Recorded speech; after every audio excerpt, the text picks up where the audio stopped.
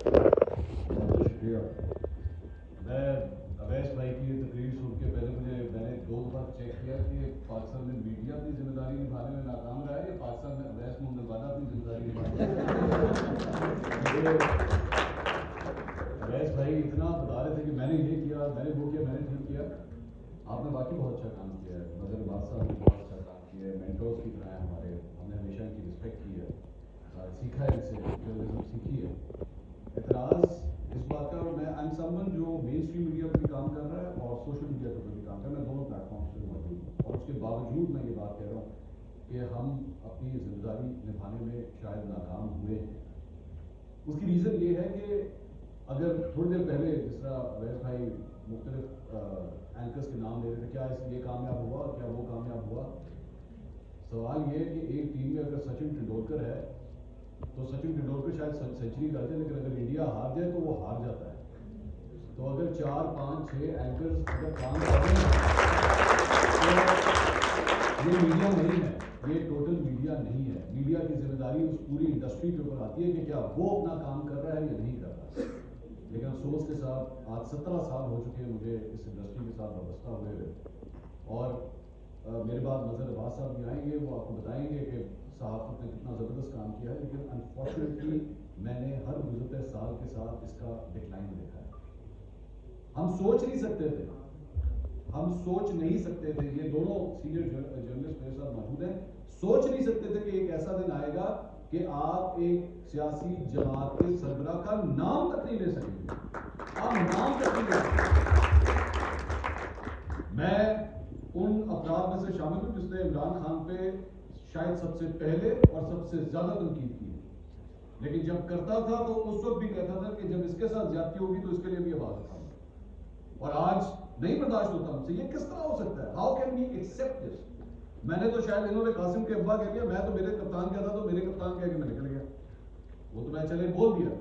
لیکن کیا آپ یہ کبھی سوچ سکتے تھے کہ ایک دن اس طرح آئے گا؟ مظہر صاحب کا بہت پرانا تجربہ ہے, پرنٹ بھی دیکھا ہے, الیکٹرانک میڈیا جب آیا وہ بھی دیکھا ہے. کبھی سوچ سکتے تھے کہ محترمہ بینظیر بھٹو کا نام جناب اخبار میں نہیں لکھ سکتے آپ؟ مارشل لاء کے دور کے اندر نواز شریف یا بینظیر کا نام آپ نہیں لکھ سکتے. آج وہ آ گیا دور, آج 2024 میں آ گیا. یہاں پہ پوری دنیا کے اندر وہ ہمارے ساتھ والے پڑوس ملک میں امبانی کی شادی پہ فیس بک پہنچا ہوا ہے, وہ سب کے سب وہاں پہنچے ہوئے ہیں. ہم لوگ ٹویٹر کو ہی ابھی تک دھکا سٹارٹ لگا رہے ہیں کہ ٹویٹر ہی ہم سے سٹارٹ نہیں ہو. ہماری یہ صورتحال.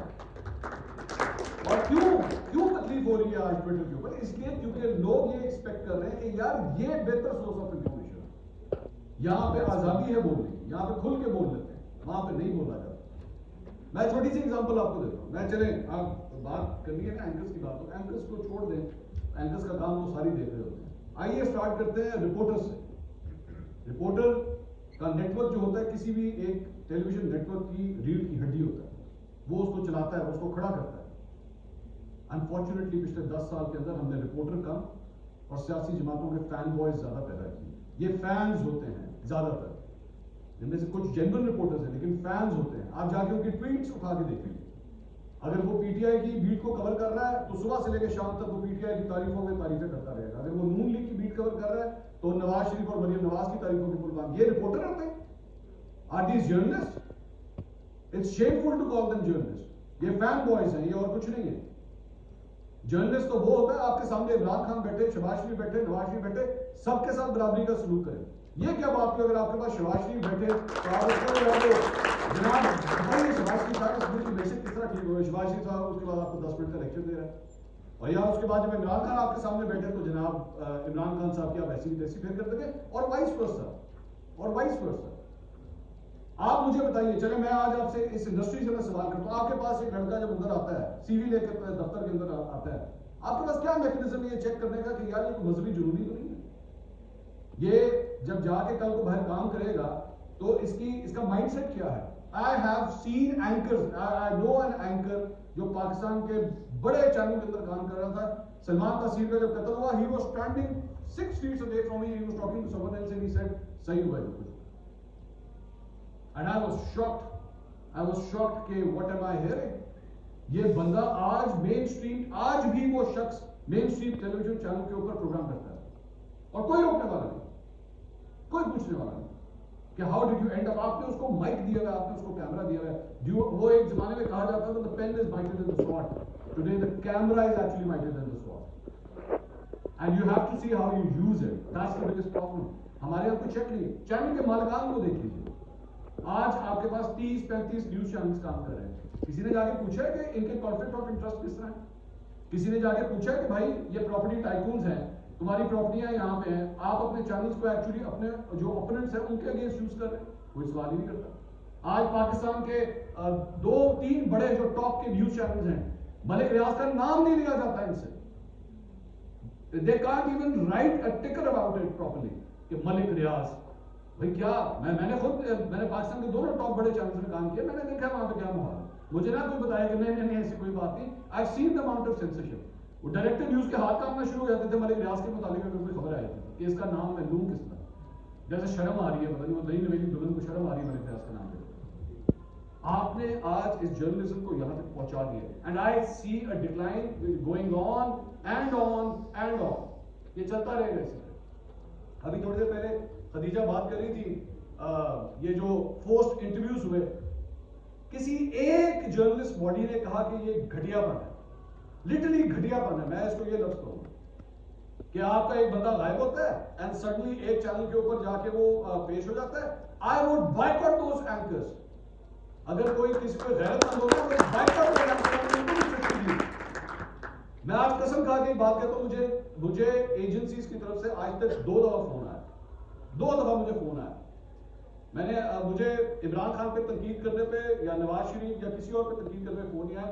2 دفعہ فون آیا اور دونوں دفعہ اینکرز کے لیے فون آیا. کین یو بلیو اٹ کہ جی اس کے بارے میں پلیز آپ ذرا اتنی تنقید نہ کریں. اور ان میں سے ایک جو ہے وہ پاکستان کا ٹاپ سٹار ہے. میں شاک کہ یار ان لوگوں کے لنکس کدھر ہیں, کہاں تک جاتے ہیں, اور کوئی پوچھنے والا نہیں.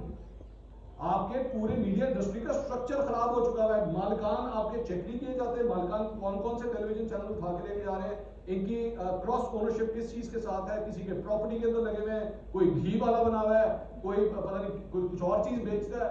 سب نے اپنی انڈسٹریز بنا لی ہے, کوئی پوچھنے والا ہی نہیں. آپ جہاں پہ ایسے پروگرام اینکرز بنا دیے گئے ہیں, میری جو اپنی برادری ہے نا, میں تو اٹھتا بیٹھتا ہوں, ایسے پروگرام اینکرز بنا دیے گئے ہیں جن کو میں ایک چھوٹی ایگزامپل دیتا ہوں. ایک خاتون اینکر کے ساتھ میں ایک دفعہ خبریں پڑھ رہا تھا, مجھے آج بھی یاد, میں خبریں پڑھ رہا تھا, ٹیسٹ میچ چل رہا تھا. تو بیوی میرے پاس آئی, اس کی شفٹ شروع ہو رہی تھی. تو اس نے مجھے وہ we have to give them information کہ پچھلے 2-3 گھنٹے میں کیا ہوا ہے. تو بیوی نے مجھ سے پوچھا کہ ٹیسٹ میچ کا کیا بنا. میں نے کہا دوسرا دن. کہتی کون جیتا. میں نے کہا دوسرا دن تھا. ہاں تو ہو گیا نا رزلٹ. میں نے کہا ہولڈ آن. میں نے کہا ٹیسٹ میچ کس طرح ہوتا ہے. کہتی ہے ون ڈے ہوتا ہے, ٹیسٹ میچ 2 دن کا ہوتا ہے. میں نے کہا کس طرح, ایک دن ایک ٹیم بیٹنگ کرتی ہے, دوسرے دن دوسری ٹیم بیٹنگ کرتی ہے. And she was actually reading news on the top news channel of Pakistan. اور میں حیران ہو رہا تھا کہ یار اس کو یہاں تک پہنچنے کس نے دیا کہ اس کو اتنی بیس. میں یہ نہیں کہہ رہا کہ میں یہ خاتون ہے اس کو کریڈٹ کے بارے میں کیوں بتاؤ, نہیں. You have to know it, that's your duty, that's your job. Petition کس طرح فائل ہوتی ہے, اپیل کس طرح ہوتی ہے, اپیلیٹ کورٹ کیا ہوتا ہے, ہائی کورٹ کیا چیز ہے, سپریم کورٹ, یہ بیسک نالج ہے. میں صرف یہ بتانے کا آپ کو صرف مطلب ہے کہ یہ حالات ہیں فٹنس کے. مجھے کوئی بھی بچہ آ کے کہتا نا سر وہ میں نا جرنلسٹ بننا چاہتا ہوں, میں کہا بیٹا کیا پڑھ رہا ہے. سر وہ میں پڑھ تو ویسے LLB رہا ہوں. میں کہا تو بھی بن جائے. وہ ایک اور آیا بھائی, میں نے کہا بھائی تو کیا پڑھ رہا ہے, کہتا نہیں میں MA انگلش کر رہا ہوں. میں کہا تو بھی بن جائے. ایک آیا اس نے کہا سر میں نے میٹرک کی. میں کہا تو بھی بن جائے. یہاں پہ کوئی مسئلہ نہیں. میں ایک خاتون اینکر کے بارے میں ایک اور انٹرسٹنگ بات بتاؤں. میں نے جب ایک چینل چھوڑا, آخری منٹ میں جلدی سے اسٹوری شیئر کرتا ہوں. میں نے ایک چینل چھوڑا تو ان صاحب نے جو چینل کے اونر تھے انہوں نے مجھے کہا کہ تم مت جاؤ, کیوں چھوڑ کے جا رہے. میں نے کہا جی میں کمٹ کر چکا ہوں, انہوں نے کہا جاتے جاتے کوئی ایک تجویز دے دو. میں نے کہا جی وہ جو بندہ ہمارے اینکرز کا روسٹر بناتا ہے نا, ہی از ہراسر. خواتین اینکرز اس سے جب چھٹی لینے کے لیے جاتی ہیں نا تو وہ اس سے کہتا ہے کہ میرے پاس بیٹھو ادھر, پہلے میرے ساتھ 10 منٹ باتیں کرو, پھر میں تمہیں چھٹی دوں گا. برائے مہربانی اس بندے کو فائر کر.